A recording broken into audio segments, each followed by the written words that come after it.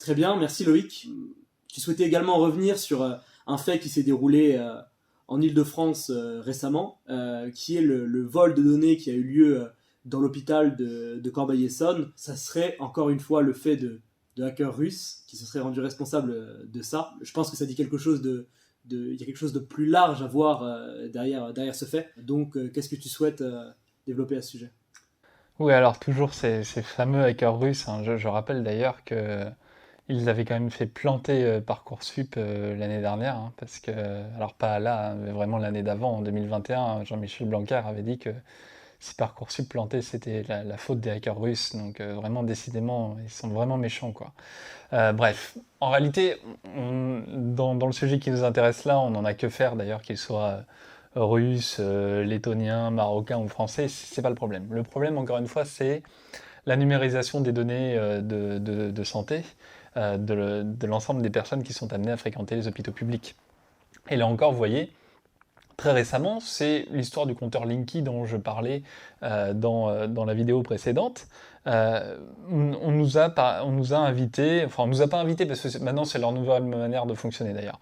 On nous a inscrit de force à Mon Espace Santé, qui est le site de gestion, une espèce de carnet de santé virtuel géré par Amélie, et donc ce qui reste de la sécurité sociale.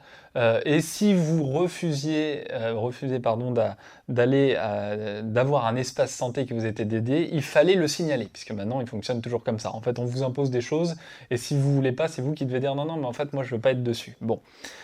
Il semblerait que ce soit trop tard si vous ne l'avez pas fait. Bon, j'en suis désolé pour vous. À titre individuel, effectivement, je ne me suis pas inscrit évidemment sur Mon Espace Santé. Et là, on voit bien pourquoi, d'accord. Encore une fois, on nous présente ça comme un progrès extraordinaire. C'est toujours le bon côté des choses. C'est ce qu'on a fait avec le Linky.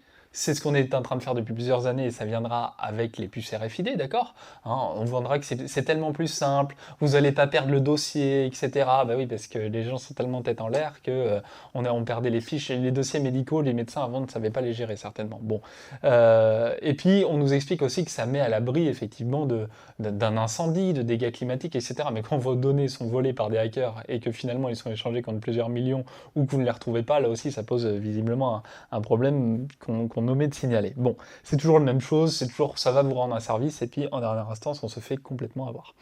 Donc effectivement, il y a eu ce hack, mais qui n'est que le début d'un processus complètement dramatique et qui pourrait même aller de pair, d'ailleurs, avec la manière dont on a vu s'instaurer une espèce de transparence sur les dossiers médicaux dans la période du Covid, où il fallait stipuler si oui ou non nous avions été vaccinés, si nous avions fait des tests, etc. C'est-à-dire, on s'assied complètement sur le secret médical, ce qui pose un certain nombre de problèmes, parce que je sais qu'encore, ça c'est comme l'histoire. Je ne quitte pas mon sujet, mais c'est comme l'histoire des caméras de vidéosurveillance, etc. Il y a toujours ce truc de «Oh ben moi j'ai rien à me reprocher donc je m'en fous». Je rappelle, comme je l'avais noté dans mon premier livre, Le Nouveau Fascisme, cet argument excellent de La France contre les robots de Bernanos, qui expliquait que de toute façon c'était pas vous qui en décidez de ça en fait. D'accord. Si aujourd'hui vous décidez que c'est pas compromettant, je prends un exemple caricatural, mais élargissez-le à des problématiques politiques. Si aujourd'hui je suis filmé en train d'être assis sur un canapé, mais que demain il considère qu'effectivement s'asseoir sur un canapé, et quand on voit l'idée des sobriétés énergétiques, à votre place, j'aurais très peur.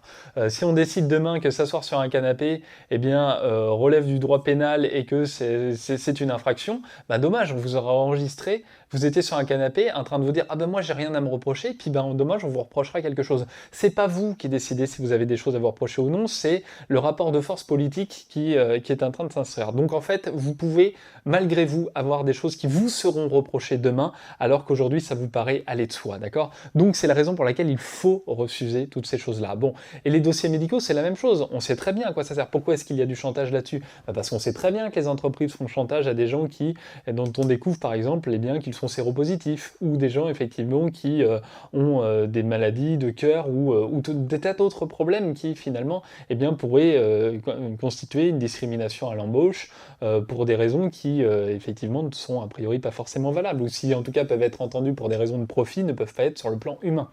Bon, eh bien aujourd'hui, en laissant les données comme ça numérisées, d'ailleurs dans la période, effectivement, les attaques qu'avait pu subir, je reviens pas sur la personne, le personnage, je m'en fous, c'est pas, encore une fois, je reste sur ma problématique, les attaques qu'avait pu subir quelqu'un comme Didier Raoult avaient mis en avant aussi le fait que des journalistes de Mediapart avaient eu accès aux données du docteur Raoult et de sa femme, aux données des patients, etc., sur simple demande, avec mise à disposition par les services de police, etc. Enfin, vous voyez la catastrophe que c'est en train de représenter. Et plus les hacks, bon, eh bien, finalement, ici, on voit bien que cette numérisation totale des données est un énième, désolé d'insister là-dessus, mais il va falloir que ça rentre, est un énième problème politique. C'est-à-dire qu'effectivement, ça pourrait être un progrès, à condition, encore une fois, d'avoir la souveraineté sur ces questions, d'avoir des décisions prises de manière démocratique, avec un outil géré démocratiquement, pourquoi pas? Et encore, la question continue de se poser.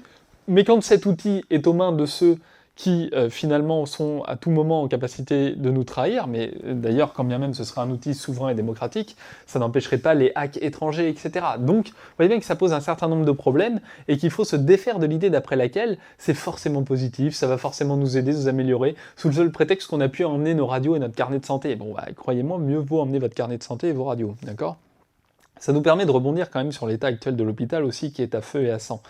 À feu et à sang, pour tout un ensemble de raisons, et d'abord parce qu'il se passe au sein de l'hôpital les mêmes choses que ce que j'ai déjà pu décrire par ailleurs, et parce que j'ai été au plus près justement des problèmes au sein de l'éducation nationale et des grands corps de manière générale, aussi de ce qui peut se passer au sein de la police et des forces de l'ordre, comme j'avais pu le décrire il y a quelques années. C'est-à-dire qu'on en arrive en fait, le principe du soin dans les hôpitaux, notamment, qui est la partie dont s'occupent notamment les infirmières, les aides-soignantes, entre autres, est une partie qui n'a rien de scientiste, encore une fois, et qui n'est pas un acte proprement médical, d'accord? Un acte médical, c'est mettre une perfusion, par exemple, d'accord?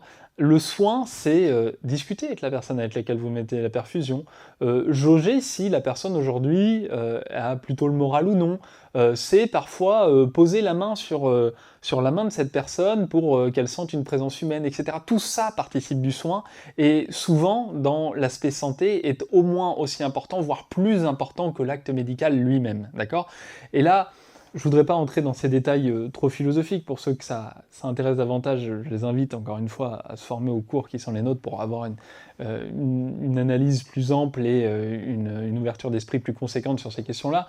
Mais il s'agit de considérer, à l'inverse de la manière dont le fait la science, et à la raison de le faire en tant que science, d'accord, de passer du corps-objet au corps-sujet. C'est-à-dire que mon corps n'est pas un objet du monde. Il est, au contraire, ce par quoi le reste du monde se présente à moi comme un objet. C'est-à-dire que je suis sujet dans ce monde, d'accord? Et ce qui est prioritaire pour moi, c'est le rapport à l'autre, d'accord? Mais ça, j'en parle abondamment dans les cours, si vous voulez des détails là-dessus, qui, je pense, peuvent tout à fait vous intéresser. Vous voyez, par exemple, je parlais en début de cet entretien, dans les premières vidéos que vous pouvez retrouver, du fait que l'IHE soit une école de cadre, ce qui ne nécessitait pas forcément d'être cadre. Je pense que les cours que vous pouvez trouver dans les cycles philosophiques de première et de deuxième année notamment, pour des infirmières par exemple, seraient des choses extrêmement parlantes sur ce qu'est un sujet, sur le rapport à l'autre, etc. Ce sont des choses absolument déterminantes. Bon.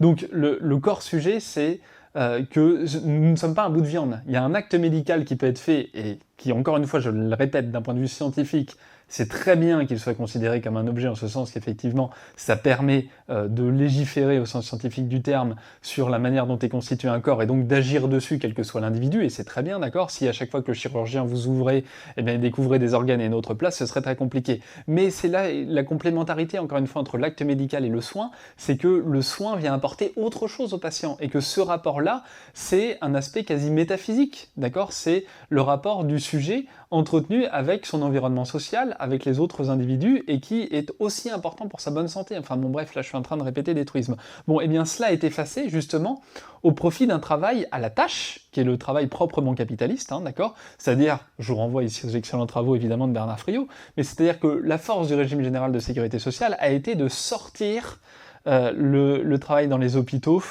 du travail à la tâche et de l'emploi capitaliste, justement pour le revaloriser dans le bon sens du terme. Or ici, on revient à un travail à l'acte.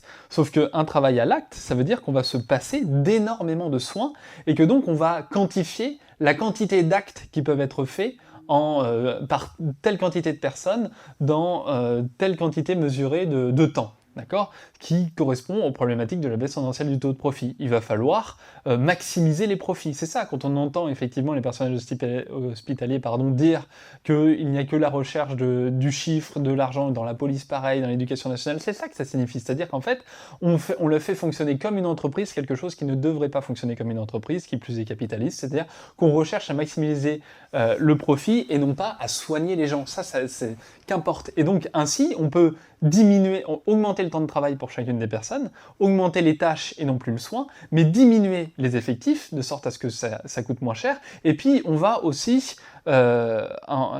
embaucher beaucoup plus de contractuels. Encore une fois, là, le problème n'est pas les contractuels, d'accord? Eux, ils subissent tout pareil, d'accord? Le problème, c'est la contractualisation, c'est-à-dire la destruction du statut de la fonction publique, la destruction du salaire qui est adossé, et ce qui permet aussi, par la contractualisation, notamment en CDD, d'empêcher toute contestation, puisque eh bien, vous pouvez être sur la sellette à tout moment, et vous êtes un produit d'échange tout à fait remplaçable. Et donc, vous devenez une sorte de marchandise telle que pouvait l'être un ouvrier sans droit, sans acquis au début du capitalisme.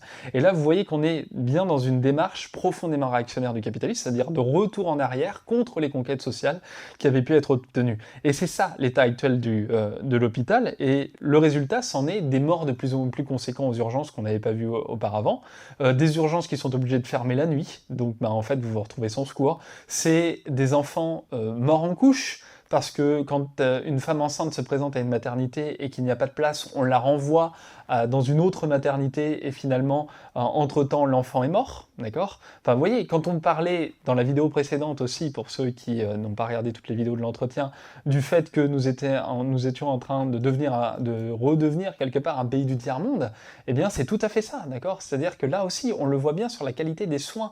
C'est-à-dire que vous rentrez à l'hôpital.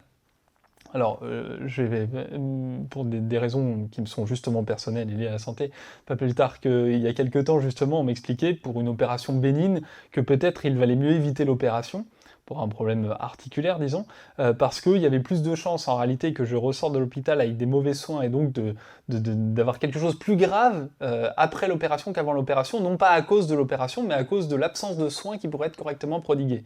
D'accord? Bon, ben vous voyez, c'est tout le problème, en fait. C'est-à-dire qu'en fait, vous n'allez même plus mourir de la chirurgie, parce qu'on a encore quelques chirurgiens compétents. Pour combien de temps? Parce que là aussi, l'effondrement du système scolaire va conduire à avoir un niveau parmi les chirurgiens qui risque d'être très inquiétant là aussi. Mais les soins qui vont être prodigués par derrière, soit par manque de formation, par manque de personnel ou quoi, sont tels que vous risquez de vous taper un staphylocoque, une infection, et puis vous rentrez parce que vous avez un petit problème articulaire, et puis à la fin, il vous manque un membre, quoi. Et vous voyez toujours la manière dont on valorise ça aussi. Par exemple, on sait que les aides-soignantes, autrefois, étaient accompagnées par d'autres aides-soignantes. Aujourd'hui, comme ce n'est plus possible, eh bien, quand elles sortent très rapidement, elles sont au contact des patients et parfois livrées à elles-mêmes. Et on valorise ça en leur disant que finalement, c'est parce qu'on les met plus en contact du terrain, qu'elles sont plus compétentes, etc. Donc elles en sont fières. Alors qu'en réalité, ça montre simplement un manque cruel de moyens et le fait que l'hôpital est totalement délabré. Et ce que j'expliquais auparavant sur la soi-disant nouvelle méthode de Macron, eh bien, ne va faire qu'aggraver justement cette situation-là, encore une fois. Et la seule manière d'y remédier, encore une fois, c'est de prendre le pouvoir et la souveraineté sur le travail, d'accord? Et ça, c'est tout à fait possible, c'est-à-dire il faut une reconquête de la souveraineté sur le travail. Il faut, alors qu'en plus, là, était dans la continuité logique des acquis de 46, encore une fois, c'est-à-dire il faut reconquérir nos droits politiquement, il faut lutter pour cela politiquement, de sorte à ce que, effectivement, nous décidions de la manière de prodiguer les soins, nous soyons en mesure de décider de la manière dont les soins doivent être donnés et l'hôpital organisé à échelle de la nation, et que ce ne soit plus le fruit encore une fois, de cabinets de conseil qui décident pour nous. Mais ça, effectivement, ça passe encore une fois par une organisation politique, ça passe par un travail évidemment sur le terrain culturel, mais ça passe aussi par un ensemble d'actions et surtout par une réflexion politique actualisée qui permettent effectivement de reprendre le contrôle et de reprendre le pouvoir collectivement. Or, à quoi est-ce que nous assistons à rebours de cela malheureusement actuellement? À une espèce de manifestationnite, si je pourrais dire, d'accord? C'est-à-dire que finalement, tous les groupes politiques, que ce soit la NUP, donc LFI, la CGT pour l'hôpital très récemment, que ce soit les Patriotes ou les Gilets jaunes, tout le monde appelle à manifester tous les 4 matins alors que ça ne sert à rien. Je rappelle d'ailleurs qu'historiquement, le but de la manifestation, c'était de mettre en lumière, donc de manifester, d'accord, de montrer que nous étions présents, pour mettre en lumière, non pas la manifestation et des revendications, mais pour mettre en lumière les grèves qui avaient cours en même temps que cette manifestation, d'accord? Ça permettait de signaler les grèves en cours, d'accord? Et donc il y avait une logique à la manifestation. Quand la manifestation est encadrée par Didier Lallemand, qu'on est à peine 50 dedans, et que finalement c'est toujours sur le même circuit, elle ne sert strictement à rien. Et c'est la raison pour laquelle d'ailleurs, là je fais un constat que la majorité des gens, y compris certains militants, ont fait depuis longtemps, évidemment. Et c'est la raison pour laquelle il n'y a plus personne dans les manifestations. On voit toujours des manifestations de gilets jaunes qui s'étonnent du fait que il n'y ait plus personne dans leurs manifestations. Il faut dire plusieurs choses ici. D'abord, il faut convenir que des métamorphoses que la France a connues déjà depuis quelques années, depuis le début des Gilets jaunes.